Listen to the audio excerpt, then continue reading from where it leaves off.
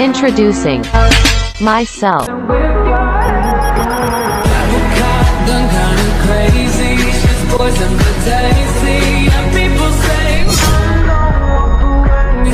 Assalamualaikum warahmatullahi wabarakatuh.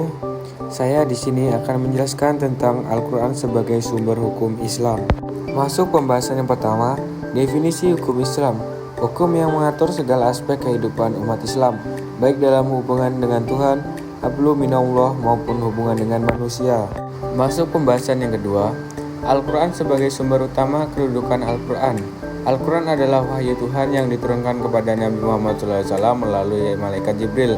Pentingnya Al-Quran merupakan petunjuk hidup yang lengkap, menyeluruh bagi umat Islam, mencakup aspek akidah, ibadah, muamalah, dan moralitas.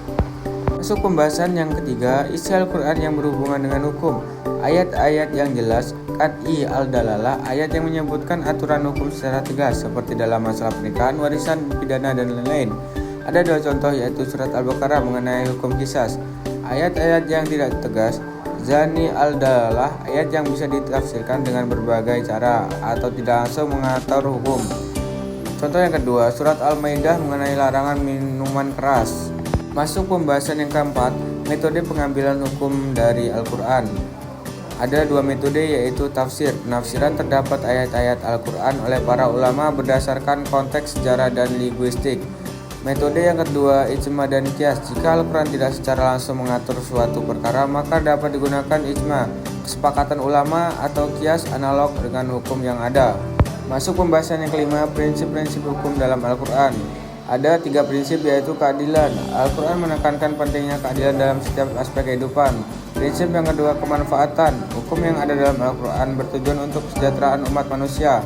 Prinsip yang ketiga, kesetaraan. Setiap individu terlepas dari status sosial atau gender memiliki hak yang sama di hadapan hukum.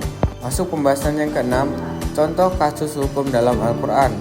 Yang pertama, warisan. Surat An-Nisa yang mengatur pembagian warisan. Contoh yang kedua, hukum pidana.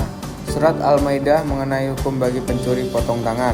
Masuk pembahasan yang ketujuh, kesimpulan. Al-Quran sebagai sumber utama hukum Islam menjadi pedoman hidup yang komprehensif. Pentingnya penafsiran yang tepat agar hukum yang diambil sesuai dengan ajaran yang dimaksudkan oleh Allah Subhanahu wa Ta'ala. Baiklah, hanya itu yang bisa saya jelaskan. Kurang lebihnya saya minta maaf. Assalamualaikum warahmatullahi wabarakatuh.